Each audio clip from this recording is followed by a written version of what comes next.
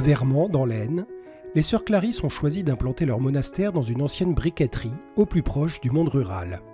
Donc les Clarisses sont un ordre mendiant et nous vivons beaucoup des dons que nous recevons. Beaucoup de gens cultivent leur potager et sont heureux de nous donner aussi des légumes de leur jardin. Les chasseurs aussi viennent nous apporter le fruit de leur chasse. Et ici, nous sommes vraiment comblés par les gens. À la cuisine du monastère, aujourd'hui, c'est sœur Anne qui s'est mise au fourneau.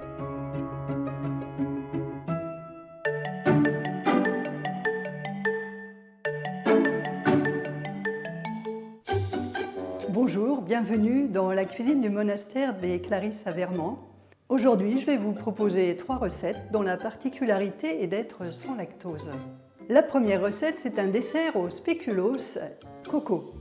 La deuxième, ce seront des œufs durs avec une sauce poivron-miel. Et la troisième, une crème turinoise avec du chocolat et de la crème de marron. Première recette, le dessert au spéculoos coco. Alors pour cette première recette, j'ai besoin d'une vingtaine de spéculoos, de 3 œufs, de crème de coco, d'un petit peu de sucre et d'un tout petit peu d'huile pour mettre au fond du plat. Première étape de cette recette, je vais huiler mon plat. Cette recette, je l'ai inventée il y a quelques années. J'ai découvert il y a 11 ans que j'étais intolérante au lactose et il a fallu inventer quelques desserts sans lait. Il n'y en a pas tant que ça. Alors voilà, c'est soit du coco, soit du lait d'amande, soit toutes sortes de lait végétal. Je trempe les spéculoos un par un dans l'eau et je les mets au fond du plat. Cette semaine, donc, c'est Mardi Gras et l'entrée en carême avec le mercredi des cendres. Le carême, c'est un temps de conversion, un temps pour revenir à notre cœur, un temps pour faire le point, comment je vis l'Évangile au quotidien avec mes sœurs. Oui, chaque carême, c'est toujours une aventure nouvelle. Chaque carême est différent en fonction de ce qu'on vit communautairement, mais aussi de ce qui se passe dans le monde, de là où j'en suis spirituellement. Il y a des carêmes faciles et des carêmes plus difficiles. Il y a des carêmes joyeux et des carêmes plus rudes. Mais c'est toujours un temps d'approfondissement, un temps aussi où on se prépare à la fête de Pâques, à la grande joie de Pâques. Et ça, et on suit le Christ dans sa passion, mais pour aller jusqu'à la résurrection avec lui. Nous sommes ressuscités avec le Christ, c'est ça qui est intéressant. Sœur Anne va maintenant préparer l'appareil de son gâteau. Elle casse les œufs, les bat, ajoute le sucre, une grosse pincée de sel, la crème de coco et bat le mélange jusqu'à ce qu'il soit bien homogène. Puis elle le verse sur les spéculoos et enfourne à 170 degrés pendant 30 minutes environ.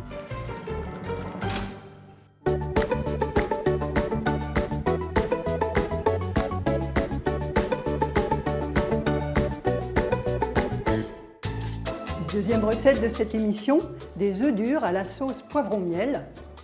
Un repas de carême tout à fait adapté. Avec donc des œufs, je compte 2 œufs par personne, des poivrons, un demi-poivron par personne, et quelques cuillères de miel. Première étape de la recette, sœur Anne met les œufs dans l'eau froide et les fait cuire 10 minutes une fois que l'eau bout. Étape suivante, je vais préparer les poivrons, les couper en petits morceaux.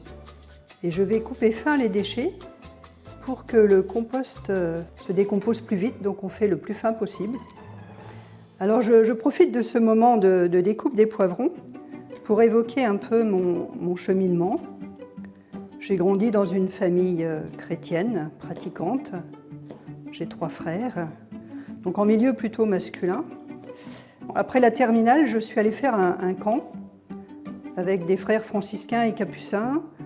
Et on était la première fois une 50aine de jeunes de 30 à 16 ans. Et il y avait aussi dans ce camp des familles de gitans qui suivaient avec leur caravane, d'étape en étape. Et ça a été pour moi la rencontre de l'autre différent, de l'autre dont peut-être au départ on se méfie, de qui on a un peu peur. Rencontrer ces gens-là de près, et partager avec eux des moments de prière, des moments de fête. Ça a été pour moi une découverte. Et ça a été aussi un temps très fort parce que je découvrais qu'on pouvait être très heureux avec peu de choses et que vivre l'échange et la fraternité, ça rendait peut-être plus heureux que d'avoir tout le confort et plein de choses à notre portée, quoi. Et donc c'est là que j'ai découvert Saint-François et Sainte-Claire, surtout Saint-François. Et je crois que ce qui m'a beaucoup touchée, c'est cet aspect de « nous avons un seul Père et nous sommes tous frères ». Je suis arrivée dans la Meuse pour travailler comme technicienne forestière, ne connaissant personne, j'avais 20 ans. Et là, c'était pour moi un peu la question, la pratique tous les dimanches de mes parents, est-ce que ça reste la mienne ou pas? Et puis là, j'ai découvert l'abbaye d'Orval. C'était en Belgique, mais c'était à 25 km d'où j'habitais. C'était un lieu où je retrouvais la paix. Et je me disais, ils en ont de la chance, ces frères, ces moines qui vivent là, de vivre dans un tel lieu de paix. Et je crois que c'est ce qui m'a donné le goût de la vie monastique, c'est de découvrir cette paix chez eux. Donc j'habitais pas très loin, je venais pour les vêpres. Pendant qu'eux, ils allaient dîner, j'allais prier dans une autre petite chapelle.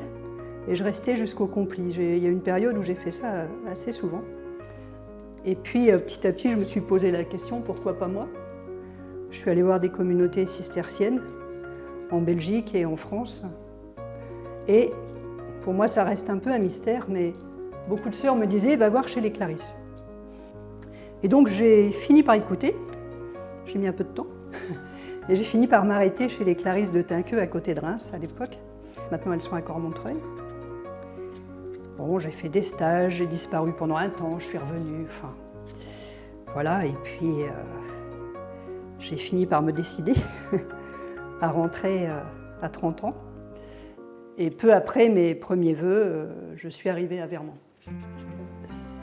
Ça fait 27 ans que je suis à Vermand. Et je ne regrette pas du tout d'être venue dans ce petit lieu, même s'il a grandi, même si on est passé d'une toute petite chapelle à quelque chose de plus grand, en milieu proche de la nature, avec un beau jardin, avec la possibilité d'aller marcher dans la campagne. Pour moi, c'est important de voir des chevreuils. Une fois les poivrons coupés en petits morceaux, Sœur Anne les fait revenir dans de l'huile, sale, et quand ils sont cuits, elle les mixe. Puis elle met le mélange à chauffer quelques minutes en ajoutant 2 cuillères à soupe de miel. Enfin, elle verse la sauce sur les œufs durs coupés en deux. Le plat peut être dégusté tout de suite ou réchauffé au four.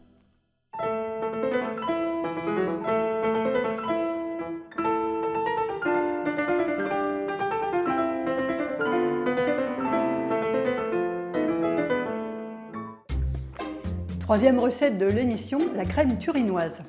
J'ai inventé le nom à partir du dessert que ma maman faisait au moment de Noël. C'est un dessert qui va au régime sans lactose et aussi sans gluten. Pour faire cette recette, j'ai du chocolat noir à cuire, de la farine de maïs, de la crème de marron, du lait végétal, là c'est du lait d'amande mais on pourrait faire aussi au lait de soja, et puis du sucre. Première étape de la recette, je vais mettre les 4/5 du liquide à chauffer avec le chocolat noir. Et pendant que ça va chauffer doucement, je vais délayer ma maïzena dans le reste du liquide. Quand le liquide est bouillant, je verse et je remue jusqu'à épaississement. Pour revenir sur ma vocation de Clarisse, ce que j'aime chez Sainte-Claire, c'est son amour du Christ. Elle nous dit « regarde-le, médite-le, contemple-le, et n'aie d'autre désir que de l'imiter ». Et ça peut être tout un programme pour le carême. Imiter le Christ. Elle nous dit aussi « aimez-vous les unes les autres de l'amour dont le Christ vous a aimé ». Et un geste qui l'a touché particulièrement et qu'elle a voulu faire à ses sœurs, c'est le lavement des pieds. Et ça, c'est aussi quelque chose qui me parle beaucoup. Qu'il n'y a pas de service trop vil. Voilà, quand on est dans le service de ses sœurs, on est dans l'amour à l'image du Christ qui se fait serviteur. La crème est maintenant bien épaissie. Je vais ajouter la crème de marron. Je délaye bien la crème de marron. Et voilà, c'est prêt. J'ai plus qu'à mettre dans des petits ramequins. Voilà, il faut maintenant laisser refroidir et déguster.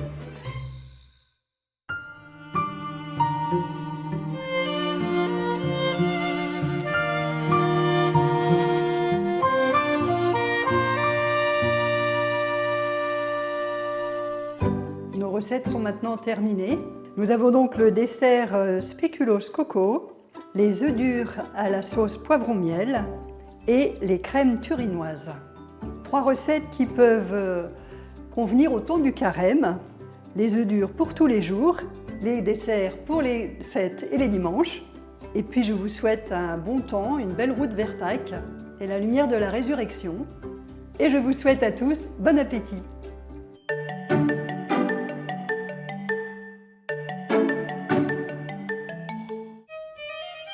Commençons par le dessert spéculoos coco, sans lactose, qui nécessite 3 œufs, 20 spéculoos, 20 centilitres de crème de coco, 10 g de sucre et une pincée de sel. Trempez rapidement les spéculoos dans de l'eau et les disposer dans un plat préalablement huilé. Battre les œufs avec le sucre et le sel. Ajoutez la crème de coco, bien mélangée et versez sur les spéculoos. Enfournez à 170 degrés pendant 30 minutes environ.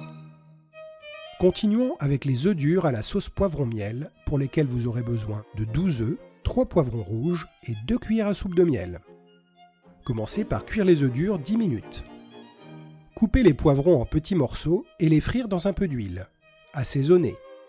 Quand ils sont bien cuits, les mixer, puis remettre le mélange quelques minutes sur le feu en ajoutant le miel. Versez la sauce sur les œufs durs coupés en deux. Terminons avec la crème turinoise, sans lactose ni gluten, qui nécessite 50 centilitres de lait d'amande ou de soja, 40 g de farine de maïs, 80 g de chocolat à cuire et 250 g de crème de marron. Délayez la farine de maïs dans 10 centilitres de lait. Mettre le reste du lait à chauffer à feu doux avec le chocolat cassé en morceaux. Quand cela bout, ajoutez la préparation au maïs. Bien mélanger jusqu'à épaississement. Ajoutez la crème de marron et bien mélanger le tout quelques minutes. Versez dans les ramequins et laissez refroidir. Votre menu est prêt, bon appétit!